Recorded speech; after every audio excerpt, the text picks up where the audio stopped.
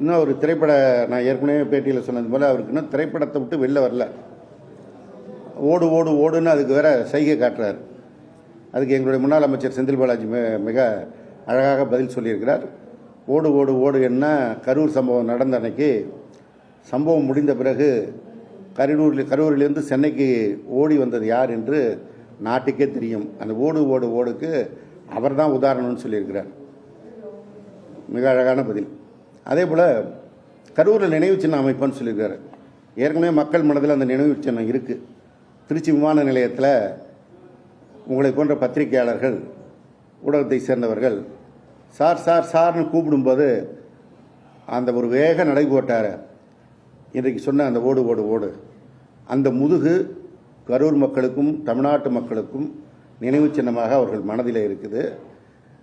நீங்கள் அந்த அன்னைக்கு அமைக்க போகிற நினைவு சின்னம் காலகாலத்திற்கும் நாட்டு மக்களுக்கு நினைவுபடுத்தும். ஒரு நடிகர் பிரச்சாரத்துக்கு வரேன்னு சொல்லிட்டு நேரத்திற்கு வராமல் தாமதமாக வந்த காரணத்தினால் 41 பேர் உயிரிழந்தார்கள் என்பதை நினைவுபடுத்தும். அதுக்கு வேற சொல்கிறார், எஸ்ஓபி போட்டாங்க. அதுவும் சும்மா சொல்ல, ஸ்டாலின் சார் அப்படின்னு அவர் எப்பயும் வழக்கமாக மேடையில் விழிக்கிறது போல அங்கேயும் அந்த விளக்கத்தை சொல்கிறார். அவர் ஸ்டாலின் சார் போட்ட எஸ்ஓபியை தானே இன்றைக்கி நீங்கள் பின்பற்றுறீங்க, நீங்கள் தான் முதலமைச்சர் ஆகிட்டீங்கல்ல, ஏன் அப்புறம் அதையே பின்பற்றணும்? அதை பின்பற்றினாதான் எந்த பிரச்சனையும் இல்லாமல், உயிரிழப்பு இல்லாமல் இந்த கூட்டங்களை நடத்த முடியுங்கிறத இப்போ நீங்கள் உணர்ந்துக்கிட்டு இருக்கீங்க. ஆனால் அதையே குற்றச்சாட்டாக சொல்கிறீங்க. அன்றைக்கி நீங்கள் கரூருக்கு வரும்போது இதே போல் பந்தல் அமைத்து, இதே போல் சேர் போட்டு, இதே போல் ஸ்நாக்ஸோட குடிதண்ணீர் வழங்கி பாதுகாப்பு ஸ்கேன் இன்றைக்கி அடையாள அட்டை வரை கொடுத்து அதையும் அவருடைய தோழர்கள் தூக்கி காட்டியிருக்காங்க. இதெல்லாம் கொடுத்துருந்தா அன்றைக்கி இந்த விபத்தே நடந்திருக்காத, பாதுகாத்திருக்கலாமே. இன்றைக்கு குற்றம் சொல்லுகிறீர்களே, அதைத்தான் அன்றைக்கே நீங்கள் செய்திருந்தால் இந்த குற்றம் நிகழ்ந்திருக்காது. அதே போல் அந்த நிகழ்வுக்கு வரும்போது காவல்துறை எச்சரிக்கை செய்யலை. அரியலூர்லேருந்து பெரம்பலூருக்கு போகும்போது எச்சரிக்கை செய்தாங்கன்னு சொன்னார். அரியலூர்லேருந்து பெரம்பலூருக்கு போகிறதுக்கு ஏன் காலதாமதம் ஆச்சுன்னா எனக்கு தெரியும். நான் அரியலூர் மாவட்ட செயலாளர். அரியலூருக்கு உள்ளே வர்றதுக்கு முன்னாடியே பைபாஸ் ரோடில் காரை நிறுத்திக்கிட்டு பஸ் ஸ்டாண்டில் கூட்டம் சேர்ந்து வருவதற்காக தாமதப்படுத்தி நீங்கள் வந்தீங்க. அதனால தான் தாமதமாச்சு. கரூரில் போகும்போது உங்களை முன்னாடியே நிறுத்த சொல்லி காவல்துறையில் சொல்லியிருக்கிறாங்க. அது காவல்துறை விசாரணை சிபிஐலையும் சொல்லியிருக்கிறாங்க. நாங்கள் முன்னாடியே அவருடைய வாகனத்தை நிறுத்தி பிரச்சாரம் பண்ண சொன்னோம்னு. ஆனால் எங்களுடைய திரைப்பட யூனிட் அங்கே உள்ள கேமராவோட காத்திருக்குன்னு நீங்கள் உள்ளே போனீங்க. போனதுக்கு காரணம் நீங்களும் உங்கள் திரைப்பட யூனிட்டும் தான். அதனால்தான் இந்த விபத்து நிகழ்ந்தது என்பது பட்டவர்த்தனமாக எல்லோருக்கும் தெரிந்த செய்தி. ஆனால் அதை இன்றைக்கி மறைப்பதற்கு காவல்துறை என்ன அலர்ட் செய்யலை அப்படின்னு சொல்லிங்க. இன்றைக்கி டயத்துக்கு போனீங்கல்ல கரூருக்கு, என்ன சொன்ன டைமோ அந்த டயத்துக்கு போனீங்கல்ல, அன்றைக்கு அந்த டயத்துக்கு போயிருந்தீங்கனாலும் இந்த பிரச்சனை இருந்திருக்காரு. எனவே பேசுவதற்கு முன்னால் அந்த ஸ்கிரிப்டை ஒரு மனப்பாடம் பண்ணுறதுக்கு முன்னாடியே நீங்கள் மனசில் உள்வாங்கி படிச்சிருந்தீங்கன்னா இதில் சொல்கிற குற்றச்சாட்டு பூரா நம்மளே தானே இருக்குது அப்படிங்கிற எண்ணம் உங்களுக்கு ஏற்பட்டிருக்கும். ஆனால் நீங்கள் அதை மனதில் வாங்கி படிக்கலை.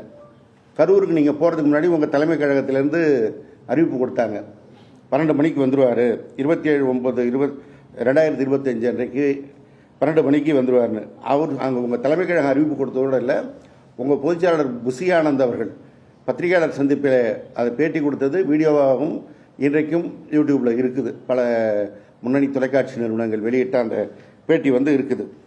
எனவே எல்லா விதத்திலையும் பார்த்தா நீங்கள் உங்கள் சைடில் வச்சுருக்கிற தப்பை புறாவும் மறைத்து விட்டு மீண்டும் மீண்டும் கரூர் சம்பவம் திராவிட முன்னேற்ற கழகம் உங்கள் மீது குற்றம் சுமத்தியது சொன்னீங்க. சட்டமன்றத்தில் வேற எங்களுடைய தலைவர் பேசினார்னு சொன்னீங்க. உண்மையா எங்களோட தலைவர் குற்றம் சுமத்தணும்னு நினச்சி சொல்லியிருந்தா சட்டமன்றத்தில் உங்கள் பேரை சொல்லியிருப்பாரா? எங்கள் தலைவர் என்ன சொன்னார்? எந்த ஒரு அரசியல் கட்சி தலைவரும் தன்னுடைய அரசியல் கட்சியை சேர்ந்த தொண்டர்கள் உயிரிழப்பதை விரும்ப மாட்டார்கள், மிக பெருந்தன்மையாக சொன்னார். காரணம், அவர் உயர்ந்த உள்ளம் கொண்ட ஒரு மனிதர். அவருக்கும் உங்களுக்கும் எந்த விதத்தில் ஒப்பிட முடியும்? உங்களை நீங்களாக ஒரு பெரிய மனிதராக நினச்சிக்கிட்டு பேசிக்கிட்டு இருக்கீங்க. ஆனால் எங்களுடைய தலைவரோட உங்களை ஒப்பிட முடியாது. குற்றம் சுமத்தணும்னு முடிவு பண்ணியிருந்தால் வெறும் குற்றம் சுமத்தினதோடு இருக்க முடியாது, வழக்கே போட சொல்லியிருக்கலாம். வழக்கே போட்டிருந்தால் இன்றைக்கி என்ன நிலைமை இருந்திருக்கும். ஆனால் உங்களுக்கு பெருந்தன்மையாக ஒரு அரசியல் கட்சி தலைவர் அப்படி தன்னுடைய தொண்டர்கள் உயிரிழப்பதை விரும்ப மாட்டார்கள்னு அவர் சொல்லி பெருந்தன்மை காட்டியதனால் இன்றைக்கு நீங்கள் மனசில் பட்டதெல்லாம் வாயில் வந்ததெல்லாம் பேசிகிட்டு இருக்கீங்க. அடுத்தது ஒரு வசனம் சொல்லியிருக்கீங்க, எவ்வளோ உயரத்திற்கு சென்றாலும் மனதிற்கு ஏற்பட்ட காயங்களை மறக்க முடியாது. நிறைய வழிகள் காயங்களை தாண்டித்தான் வந்துள்ளேன். என் வாழ்வில் அதிக வழி காயம் கொடுத்தது கரூர் சம்பவம்தான்.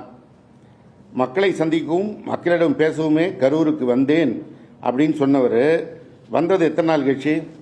அந்த சம்பவம் நடந்து 285 நாள் கழித்து. அப்போ தான் எங்கள் திராவிட முன்னேற்ற கழக ஆட்சி உங்களை போக விடாமல் தடுத்ததுன்னா உங்கள் ஆட்சி அமைந்து 2 மாதம் ஆகுது. முன்னாடியே போயிருக்கலாமே, போகலை. அந்த காயம் வழியெல்லாம் அது அப்படியே இருந்ததா அந்த 285 நாளுன்னு கேட்டால், இடையில் உங்களுடைய மனதிற்கு பிடித்தவர்கள் வீட்டு கல்யாணத்தெலாம் சிறப்பாக கலந்துக்கிறீங்க. 2026 பிப்ரவரி 9 ஒய்எஸ் சுனில் ரெட்டியோட மகன் சாகில் மற்றும் வேதிகா ஜோடியோட திருமண வரவேற்பில் கலந்துக்கிட்டீங்க. 2026 மார்ச் 5ஆம் தேதி சினிமா தயாரிப்பாளர் கல்பாத்தி சுரேஷோடைய மகன் திருமண வரவேற்பில் கலந்துக்கிட்டீங்க. அப்புறம் டிசம்பர் 27 உங்களுடைய திரைப்படமான ஜனநாயகனுடைய திரைப்பட இசை வெளியீட்டு விழா மலேசியாவில் நடந்த போய் கலந்து கொண்டு மிகுந்த மகிழ்ச்சியோடு நடனமும் ஆடினீர்கள். ஆனால் உங்களுக்கு மனதிலே வலியும் காயமும் கரூர் போகிற வரைக்கும் இருந்ததுன்னு சொல்கிறீங்க. அப்புறம் உங்கள் பிறந்த நாளை மிக சிறப்பாக கொண்டாடினீங்க. இதெல்லாம் செஞ்சுக்கிட்டு எனக்கு மனதில் வலி இருந்தது, காயம் இருந்தது, நான் கரூர் வந்து தான் இதெல்லாம் ஆற்றிக்கிறேன்னு சொல்கிறது ரொம்ப டீ ஆத்துறீங்கன்னு மக்களுக்கு தெரியும். ஒரு முதலமைச்சராக வந்தவர் முதலமைச்சருக்கான தகுதியோடு பேசுவதை விடுத்து மற்றதெல்லாம் பேசுகிறீங்க. உங்கள் ஆட்சி அமைந்த பிறகு என்னென்ன செஞ்சுருக்கோன்னு ஒரு சில திட்டங்களை அப்படி மேலோட்டமாக அப்படி போயிட்டே இருந்தீங்க. பெண்கள் பாதுகாப்பை தானே திராவிட முன்னேற்ற ஆட்சியில் நீங்கள் மிகப்பெரிய குற்றமாக சுமத்தினீர்கள். அந்த பெண்கள் பாதுகாப்பிற்கு இந்த ஆட்சியில் நீங்கள் என்ன நடவடிக்கை எடுத்தேன்னு சொல்ல முடியுமா? சொன்னால் உங்கள் கட்சி ஸ்ரீவைகுண்டம் எம்எல்ஏ விஜய் சரவணன் அவருடைய வழக்கே உங்களுக்கு பதில் சொல்ல வேண்டிய இடத்திற்கு வரும். மிக தெளிவாக உங்கள் கட்சியை சேர்ந்த ஒரு பெண் அவர் மீது வழக்கு கொடுத்து ஊடகங்களில் பேட்டி கொடுத்து அவர் மீது நடவடிக்கை எடுக்க வேண்டும் என்று வலியுறுத்துகிறார். ஆனால் யாரும் அதை பற்றி வாய் திறப்பதில்லை. உங்கள் கட்சியில் வேறு பத்திரிகை தொடர்புக்குன்னு சில மந்திரிகளை வச்சுருக்கீங்க, அவங்க இது குறித்தும் பேசுவதே இல்லை. இப்போ கடைசியாக என்ன ஆச்சு? விஜய் சரவணனுக்கு துப்பாக்கி அந்த போலீஸ் பாதுகாப்பு போட்டிங்க. அவர் துப்பாக்கி தூக்கிட்டு போய் லாரி டயரை செக் பண்ணிட்டு இருக்கிறாரு. ஒருவேளை இது போன்ற சம்பவங்கள் தொடர்ந்து ஏற்கனவே அந்த பெண் போல் இன்னும் ஏதாவது சம்பவம் புகார் வந்துடக்கூடாதுன்னு நினச்சி நீங்கள் போலீஸ் பாதுகாப்பு